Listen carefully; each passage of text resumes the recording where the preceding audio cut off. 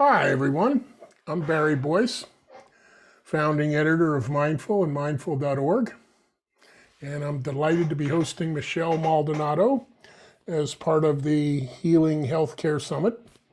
In this session, we'll explore self-care, resilience capacity, and mindful presence for today's frontline healthcare workers navigating a global pandemic. I want to note that you can purchase lifetime access to all of our Healing Healthcare Summit content in a downloadable format at mindful.org/healthcare. So first, a little bit about us. I'm Barry Boyce, as I say. I co-founded Mindful Magazine and mindful.org in 2012. I'm a longtime meditator, mindfulness meditation teacher, and mindfulness author and editor. Enough about me. Let's meet our guest of honor today, Michelle Maldonado, a good friend of Mindful. Michelle is the founder and CEO of Lucencia. That's LUCENSCIA. That'll be important later on. A human potential and mindful business transformation firm that's dedicated to developing leaders and organizations to make a positive impact in the world. Michelle was formerly a corporate and technology attorney, maybe a recovering attorney. Michelle is an internationally certified mindfulness and emotional intelligence teacher. She brings to her work more than 20 years of leadership experience and 35 years of contemplative practice. And you can read online about her many more skills and accomplishments. But I'd just like to add that she was recognized in 2020 by Mindful as one of the powerful women of the mindfulness movement. And she's a founding member of Mindful's Mindful Women Meditate. And in November of 2021, Michelle was elected to the Virginia House of Delegates as a representative for the 50th District in Northern Virginia. Congratulations, Michelle. Thank you. Thank you. It's so great to be here. And so let's get us started. How about you say a little bit about the pandemic and how it's been affecting us to kind of set the background picture? Sure. As everybody knows, I'm a lover of context, and context matters so much. And all of us have been experiencing our own versions of the pandemic, what it means, what it feels like, how we're working, how we're living, how we're speaking and interacting with folks. And oftentimes we really talk about the recovery without fully speaking about some of the struggles. There's lots of opportunity here for us to show up differently as we care for ourselves. And one of the real critical pieces is, looking at what our frontline healthcare workers, and whether that's in global health or domestically in our own countries. But what we're seeing really is a lot of our healthcare workers experiencing all kinds of trauma, quite frankly, and repeated stressors. So what we know from the data is that we are hearing that about 93% of healthcare workers are experiencing stress, 86% experience anxiety, 77% experiencing frustration, and 76% reporting exhaustion and burnout. And finally, 3/4 admitting to overwhelm. So think about the repeated exposure to COVID conditions in a healthcare context, in a medical context. Many of us are experiencing, when I say our own versions, because perhaps we are working remotely now, and so we don't have physical interaction. And how do we create connection and intimacy solely through technology? And that presents its own challenges and opportunities. And if we have children or work with children and trying to learn in a pandemic and what that looks like flip-flopping between virtual and in-person and hybrid and all of those things. So there's lots of uncertainty. So all of us are feeling lots of stuff. But the one thing that's common across, all of the communities that we make up is that there is emotional and physical exhaustion. And what does that look like if we think about some of the signs that we are having challenges and experiencing difficulties? We know that people are having a hard time sleeping through the night, that they are dreading work. There are actual people dreading work. I just saw something recently where there are a number of people who are actually quitting their jobs. Now, this may or may not be considered a silver lining to folks, because some folks are just realizing for themselves and their own journeys what's really important, and they're choosing how to reconstruct and architect their lives. So I will just sort of close this with saying a couple of critical things that we have to pay attention to as we engage in this conversation. And that is, the one thing that often is common is that people are not getting enough emotional support. We know that almost 40% in particular of healthcare workers, so they don't feel like they have adequate emotional support. Nurses were even less likely to have that emotional support. And those nurses are really, truly, just like our first responders, on the front line of these things. So, there's a lot here that can deplete us, that can create uncertainty, that can activate some really powerful emotions that we have to navigate through. We have to meet, experience, process, and navigate through. You're on mute, Barry. One of the great memes during the pandemic, you were on mute. Yes. Hello, you're on mute. It's not quite as bad as the lawyer who was in court with the cat head. He had to say to the judge, "I am not a cat. I am a human being." He didn't know how to turn off the cat face. So this is clearly a pandemic, not just a viral pandemic, but it's a mental health pandemic and a healthcare system pandemic. And while today we can't solve for all of our audience out there the huge systemic problems, we're going to need to be looking at those for a long time, obviously. And I think it's helpful to make clear, as I'm sure you would feel, Michelle, that, looking after your own self-care does not mean that we don't work on making those larger changes too, right? Absolutely. Well, I mean, in most things that we do, sometimes the order, the sequencing doesn't matter. But in this particular context, it does matter what comes first.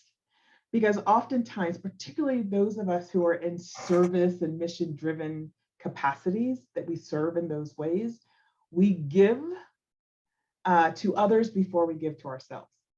And the challenge with that we constantly bump up against is that we find ourselves periodically giving from a place of depletion. We find ourselves running on fumes. We find ourselves approaching burnout and overwhelm, if not squarely within that. And so it is probably the greatest gift, not only that we can give to ourselves, but that we can give to others if we care for ourselves first. We fill up our wells first. And I know that as I say this, some people may be thinking, that's so nice, but it's almost utopian because we have so much, we're operating in crisis conditions. We're operating with not enough support, not enough resources, and overwhelming number of people coming for medical care. And now, the thing that we also have to acknowledge here is that in the backdrop of this pandemic, we are also experiencing around the world, certainly here in the United States, conflict and division around how do we treat, manage the pandemic, And what are the correct protocols? There is not unanimous agreement around that. And so what happens is we have a fractured society with people going different directions, which in many ways can also exacerbate the spread of the virus. So that's why I think it's even more important for us to make sure we take care of ourselves, because when we do that, we not only have capacity, but we have the energy and the mental clarity to be able to care for others in a way that is most productive and compassionate. Yeah, well, we need a pandemic of compassion, compassion for all the people who are in the front lines, to not forget that, you folks are listening here that who are in the front lines, that, we don't want to forget what you're doing for us out there. And also a pandemic of self-compassion, because, even though you may be, burdened with all sorts of systemic issues raining down on you, often you find when you're a giver, when you're a mission-oriented giving person, why is it we blame ourselves first? We do all this self-blaming, is that, does self-compassion start somewhere about, working with that, the inner critic? And Yeah. So this is a really important point. If you think about it, we are trained to be fixers. We are trained to solve the problems. But life is not that simple. It's not that binary that we get the training, we fix things. The reality is that we do the best that we can with the conditions that are present. Those who have spoken with me before know how I'm a big fan of Don Miguel Ruiz's 4 agreements. And one of them, and these 4 agreements are agreements that we make with ourselves. We don't make them with other people.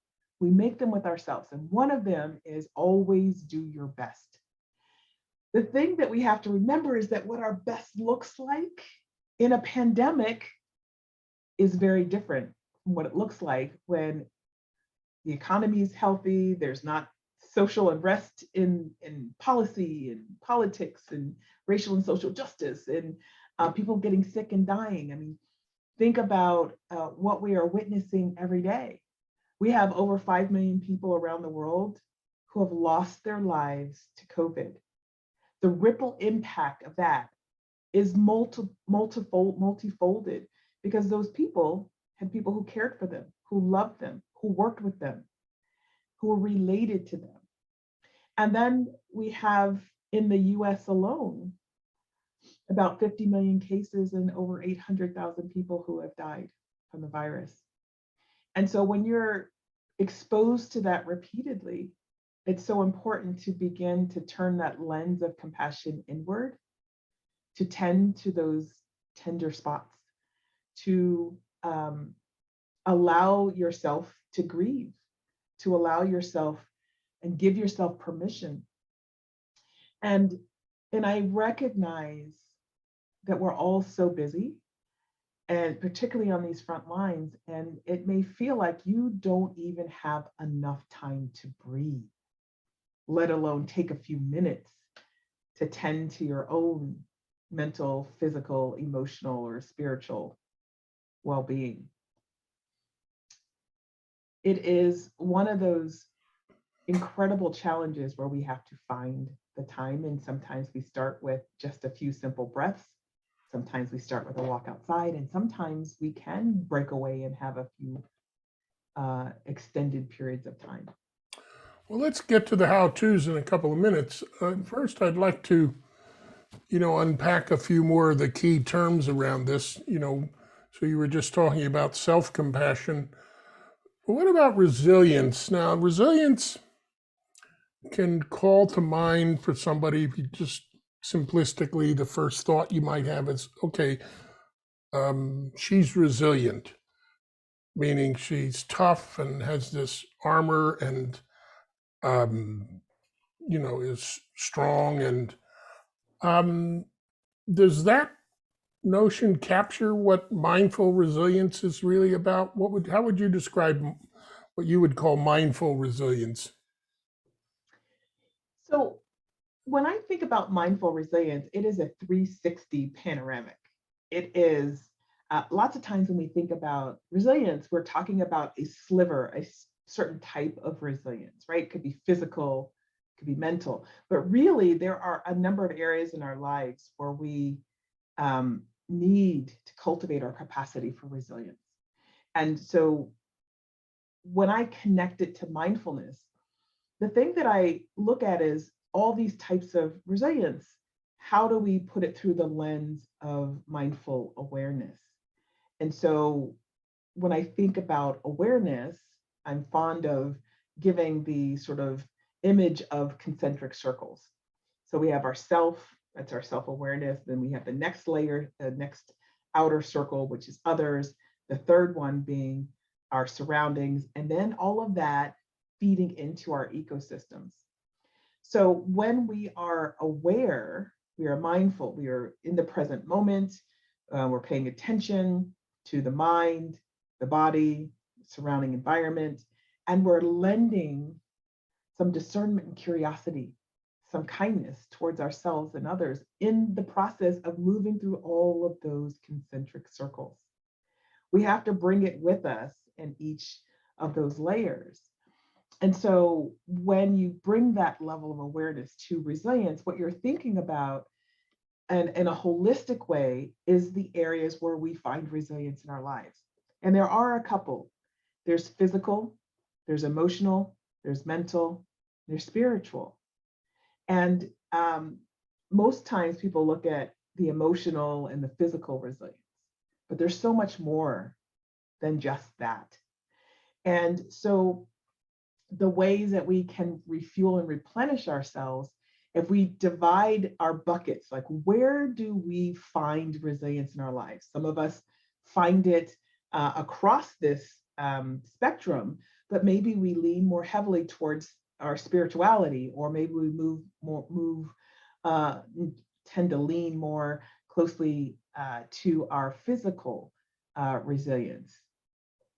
But I would suggest to people that none is more important than the other, that all of them are ways for us to refuel and replenish, to be able to reset ourselves in a place that is more grounded and allows us to take a few more steps to get into work that day, to tend to those who need our care and who are entrusted in our care, and considering those various ways that we find resilience for ourselves.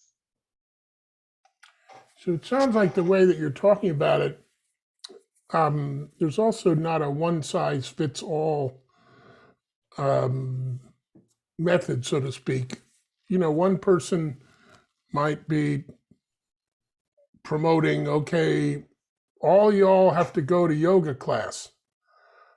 But that might not be the thing for some other people. Maybe it's the choir at their church, or they have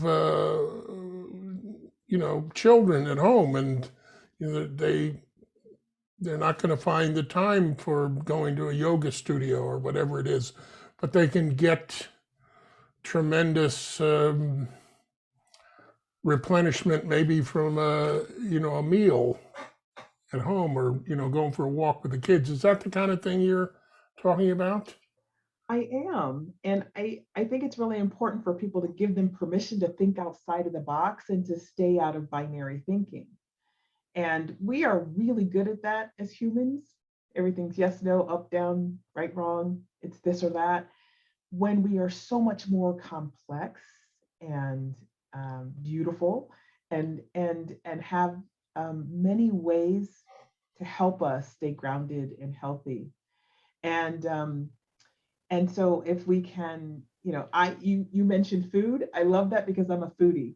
So I actually love like having a good meal with my family or friends or people I care about. That's so replenishing for me. And I don't have time to go to a yoga class. So that wouldn't work for me. But it doesn't mean that I never would. I might dip my toe into that. But I think variety, if we can kind of play with what works for us, and if we find one or two that like this really works for me, beautiful, but don't lock it in. Consider that maybe next month or even next week in these dynamic times, something else may serve equally and beautifully well that you add to your toolbox. Yeah, I mean, it reminds me of a saying that um, I think I first heard it from Bill Duane, who's a guy who taught at Google, I believe, years ago. And but anyway, Bill was talking about how what's the mindfulness practice that's best for you? It's the one that you do. Exactly. You know, Exactly. it's not that there's this ideal, and it's we we live in a society where with all the media and commercials and social media coming at us, so many of them say, this is what you have to do. You have to do this particular thing to make you better. And, I think you're promoting a kind of the mindful aspect of it is the awareness of what possibilities there are for you in your environment and in your, as you called it, ecosystem. Yeah. So let's talk about empowerment a little bit, another word you like to use. What does that mean in this context? You waiting to get empowered by somebody, or what's the deal here? But it's never outside of yourself. I always think that standing in our own sort of self-actualized, self-mastery, self-love, all of those things really happen when we say yes. When we say yes to ourselves, when we acknowledge and validate our present emotional state, when we move from using I to we, or inviting others to come into our sort of circle of support. Uh, and when I say I versus we, I don't mean that you take your eyes off yourself for your own needs. What I'm saying is that moving from I to we is like sort of I need support from this group so that we can be healthy, that you can support sort of my well-being, and I can do the same for you. This is to me where the compassion comes in. And I believe that when we bring mindfulness and compassion together, particularly in these times and particularly in this context, that is empowering, because we are saying yes to ourselves and we are saying yes to something greater. And when we can align those, we start to see, experience ourselves differently, as well as those around us. We begin to kind of shift perceptions. And one thing you brought up was sort of that sort of inner critic, our self-limiting beliefs. We start to challenge those. We start to just notice more. And in that noticing, we're able to choose how we want to listen to those narratives that play in loops in our mind, or how we want to challenge them and reimagine and tell ourselves a different truth. Because at the end of the day, whatever we tell ourselves will be our truth, but it doesn't mean it actually is true. It's just how we are experiencing it, how we are internalizing it. And I always love questioning and being curious about whether what I'm telling myself is self-sabotaging or self-supporting. And if I can distinguish between the two, then I've got a great opportunity to choose what I think will be of highest service to me, so that I can also be of service to others.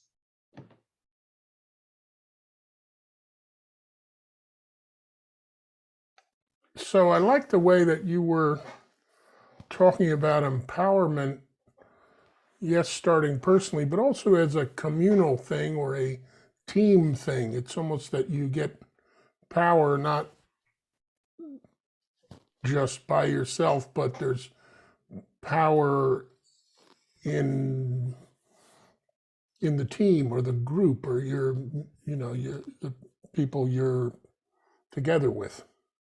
Yes, because there's power in community, there's power in connection. We know from our contemporary neuroscience research that the brain is simultaneously scanning for threat and simultaneously while it's also looking for safe connection and community. This is how we thrive. And this notion that we have to or should do it all alone is one of the biggest, most destructive myths that so many of us have bought into. That somehow that's how you're strong, right? If you do it by yourself. That's what power is. You don't need anybody. But we're not designed that way. And we're certainly not designed that way when we are going through a crisis that is ongoing, that is protracted. We are not built to do it by ourselves. Well, and it's interesting, I learned long ago from, a book I think was called How to Be Sick, but by somebody who was suffering from chronic illness, that in a health crisis or with aging, one of the hardest things is to realize that you need support and to be willing to ask for it and to put that out there. We just, for whatever reason, we're so, I guess, as you were saying, wired to fix it. I suppose we're kind of wired to try to do it on our own. Part of that comes from social pressure too, I think. But yes, it goes back to the whole sort of, what are we taught culturally, and as what is powerful, what is a leader, all these messages that we get. I mean, for up until the last several years, couple recent years, leaders were taught that they had to know all the answers. And that the kind of pressure that somebody leading an organization responsible for people and its impact in the world could never say out loud, I don't know the answer. Right. And so we are trained as we grow along. We want to get people to think critically, to problem solve, but it isn't meant for the entire process of that to be done in a vacuum. We have to do our part, but we also have to invite other people in to be part of that. So let's shift now from talking about the concepts and topics to more practical discussion. So I know you like to talk about refuel, reset, and replenish. Mm-hmm. Do each of those mean something different? What is that? How do we refuel, first of all? What's practically speaking, I'm exhausted, as you were saying, like it's a huge percentage of healthcare workers are exhausted. And now with, that at various times with various strains, a number of people have been out of work. So those who are still going to work, it's even more. So how do you, first of all, let's talk about refueling. Yeah. So some of these kind of bleed in, kind of. Sure, and you can talk about them as interdependent. They absolutely are, as are most things we do in life, interdependent and interconnected. So refueling is, to me, I look at that as an action, a decision that we make, an awareness that, oh my gosh, I am depleted. It's a filling back up along with this, so the replenishing. So you're refueling and replenishing. And when you do that, maybe you are looking at, what does that look like for you? What does that feel like? So oftentimes we ask that question, well, what does that look like to refuel, to take care of yourself? And while I think that's important, it keeps you in your head. And we are very emotional, experiential creatures.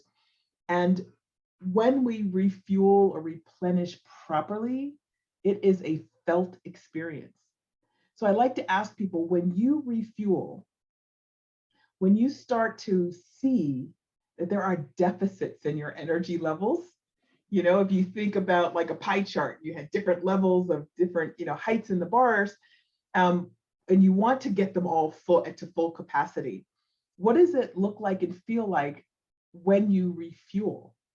What are the actions, or also importantly, what are the inactions? What are the things you don't do? Not just what do you do, that lead to your capacity and ability to refuel your energy preserves. And then replenishing them is the actual act of doing those things. So I'll give you an example of one. I have sometimes lots of noise, just really feels like it's just too much for me. And I just came back from a trip, a place that was really humid and hot, and we had fans running all the time. And I remember sitting in the room saying, oh my gosh, these fans feel so loud to me, and they're very jarring. I had to turn off all the noise. So for me, sitting in silence, the awareness that was, I needed to refuel it with silence, and then replenishing was the act of sitting in that silence that really helped me. And when you do these things together, you refuel, you replenish, then what the natural outcome is, there's a reset that happens. There's a groundedness, a centeredness, a clarity of mind that I think naturally emerges as the gift of that.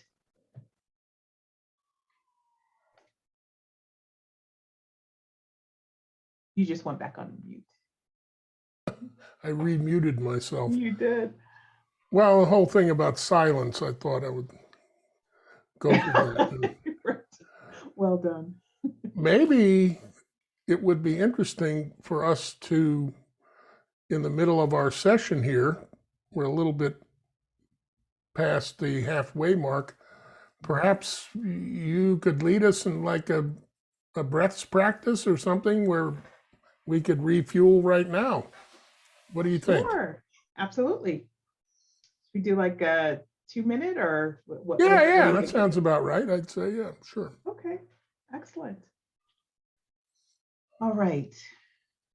Then why don't we go ahead and find a comfortable way to position your body, whatever comfortable means and feels like to you. Placing your hands, your arms, resting them gently on your thighs, elongating the spine. And begin by taking 3 full, gentle breaths in and out.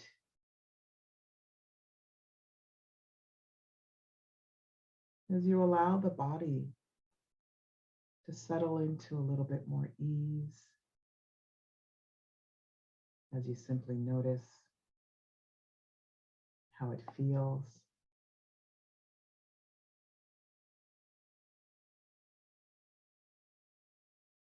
Allowing the mind to settle.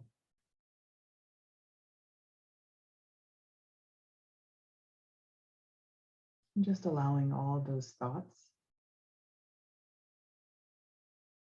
to imagine them like clouds in the sky, not getting hooked or stuck in a story, but just simply letting them float along.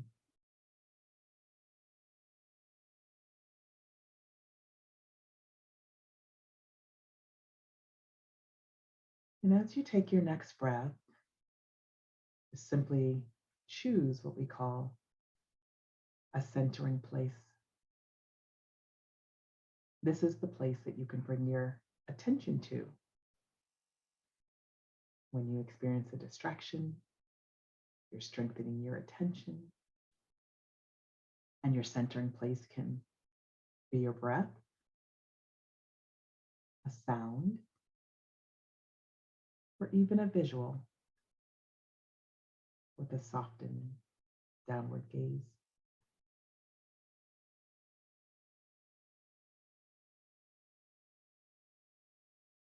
And as you choose your centering place, just allow your attention to rest there for the next moment.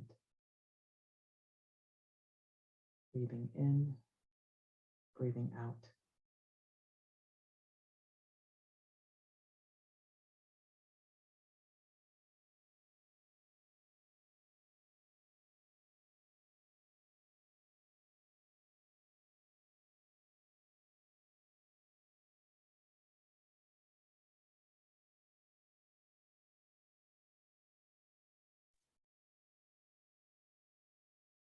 As we take this moment to reset, to refuel, and replenish, I invite you to set an intention for yourself. That intention can be curiosity around what replenishes you.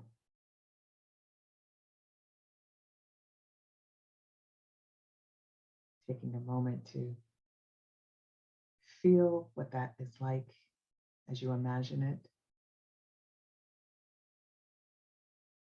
allowing it to seep in like melted butter in the nooks and crannies.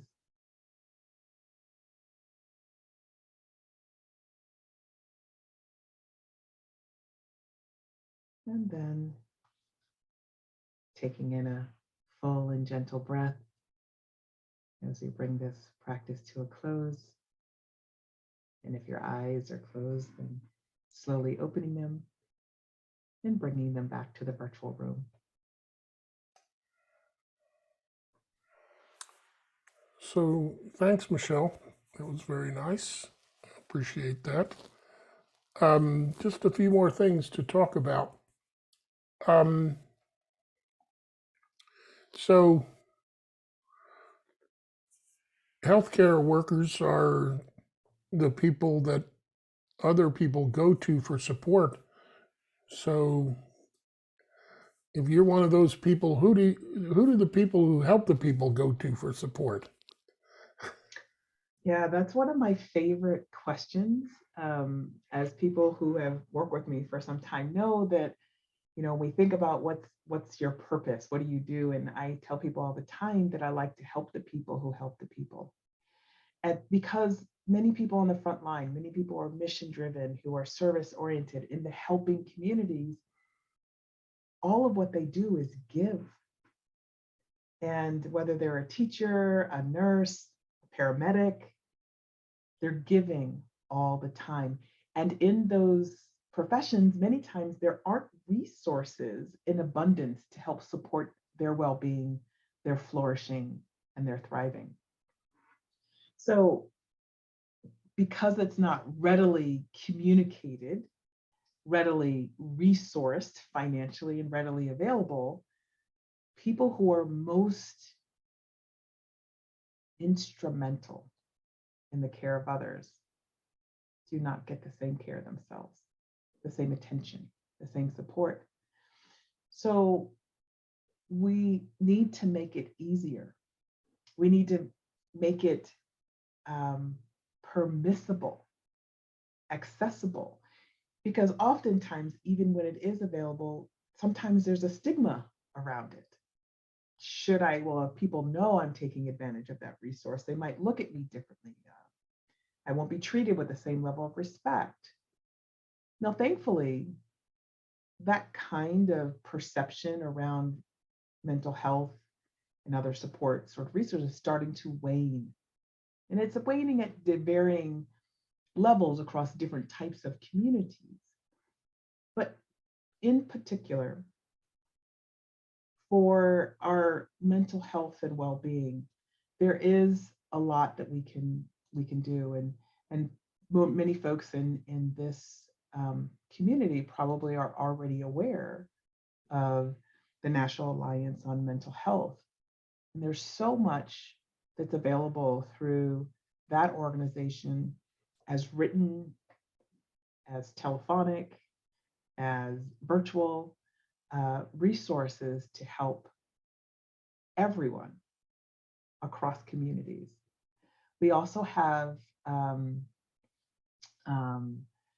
the Mental Health America. So there's mhanational.org. They have a /frontline. So there are resources there. And some of the resources that are available for our frontline workers are very much like resources that anybody can use. However, there's some uniqueness to the experiences that our frontline workers in the global health community experience, because they are seeing many times the underbelly of side of the pandemic, what it really looks like. They see the family loss. They see the impact on communities, on their colleagues.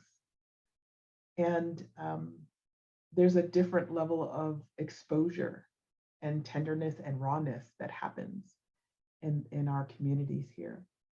So looking at these two in particular, these two organizations, and then there are some that are available through our own organizations where we work, whether those are employee assistance programs or there are local community organizations. And some of these places are actually offering a significant amount of resources free of charge. And sometimes that can be a barrier to folks not feeling like they can, not only do they not have the time, but they don't have the financial resources. So there's that out there. And the other thing that we have to do is the rest of us need to find a way to make sure that people know about it and begin to create a narrative around it that's positive and attractive and resonant, that can encourage participation and utilization. So I think what I'm hearing for you is kind of one of the first things in a healthcare worker's toolbox is to, when you notice that you need support, when you have that awareness, to really acknowledge it and set a strong intention that, okay, I need to do something about this, and get past the stigma and don't participate in the stigma against that, and find the kind of help that you need that works for you. Yes. In a perfect world, yes. And we're also all each doing our own risk calculus. You know, if I do those things, if I take advantage of that, if I admit this, I might even be struggling with admitting that I'm as burnt out as I am, that it's impacting me the way it is. So awareness is definitely important. But awareness alone isn't enough. There has to be action behind that. But sometimes taking the action by ourselves is difficult. So we may actually need to be first reaching out to a friend or a loved one or a colleague to say, I think I might need some help. And can you do that with me? Can you walk with me? Can you accompany me on this part? Sometimes we need others' involvement to help us shore up our own clarity, our own confidence, to enable the courage that is already inside of us to be activated. So awareness and action, yes, but remembering also that even in this part of the journey, you don't have to be alone. So before we close, is there another one or two tips or tools or practices you would like to add in closing? Well, as a reminder, a lot of times in the mindfulness space, we talk about dedicated practices. Can you meditate each day? And those are dedicated, which are so important. But ultimately, we want to live an integrated life. So if we can find ways to have integrated moments, and so maybe we don't have time to do during the day a dedicated sit of 20 minutes or whatever the time frame is, because again, just like you said, Barry, like whatever you can do, whatever works for you is really what you need to do. But the integrated moments. So let me give you an example.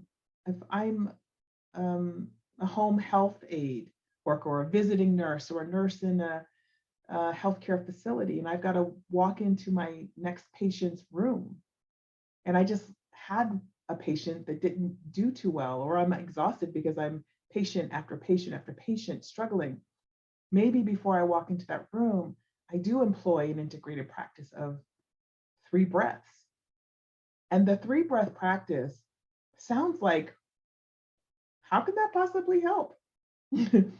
But what it does is creates enough space for pause, for you to kind of find your footing. And the way you can do 3 breaths is you can just simply take 3 breaths and not attribute any kind of intention or thought to them. Just the act of taking the breaths can give you a pause. But it's also really powerful to attribute some intention to the breath, something helpful. And so one of the ones we do quite frequently that's very common is with that first breath, bringing your attention to the sound or sensation of your breath. With the second breath, just kind of doing a quick body scan, like, how am I feeling? Oh, I noticed that, my jaw is clenched, or my chest is tighter, my body feels heavy or tired. And just kind of, you might even, once you do that second breath, you might have to take a few more breaths before you take that final one with a question or a statement. And that third breath, or whichever one it happens to be in that sequence, depending on what supports you most in that moment, the third breath, you can either ask a question or make a statement, a declaration, if you will. And that can be whatever is most supportive and nurturing for you in the moment. A very popular one that many here may have heard is asking what would truly serve, or what's important now. Those questions can help sort of bring us back and hold us for what we need to do. Or we can state an intention, make a declaration. Like, I'm going in to simply listen, or, because sometimes visiting our nurses, our home health aides, they do a lot, and our nurses that are in the healthcare facilities, they are tending to the physical well-being, but they also attend to the mental and emotional well-being of their patients. And so sometimes they simply give the gift of their full presence and listening.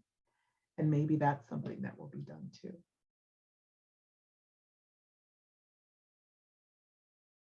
Thank you very much, Michelle. I want to thank you for your presence, and I want to thank the people who have tuned in to this session for your listening and for the hard work you're doing in the world on behalf of others. If you'd like to access more information about Michelle and the topics we've explored here today, you can go to her company's website, Lucencia, again, LUCENSCIA.com, and then go to Lucencia Insights and click on more resources. A little bit to say about Mindful Magazine. We're the world's leading secular mindfulness publication. You can access our digital library of thousands of articles, guided meditations, and videos. Plus, get 6 beautiful issues delivered straight to your home throughout the year. Old school, print, pub. We're pleased to offer the Healing Healthcare attendees a special subscription rate. And for that, you can go to mindful.org healthcare subscribe to learn more. And also, I'd like to please invite you to rate this session before you leave. There's a rate session button below your video in WOVA. It will take only a minute, and your input is very helpful to us. And once again, thank you all for taking part today, and thank you particularly, Michelle, for taking your time. Thank you. Thanks, everybody. Bye now.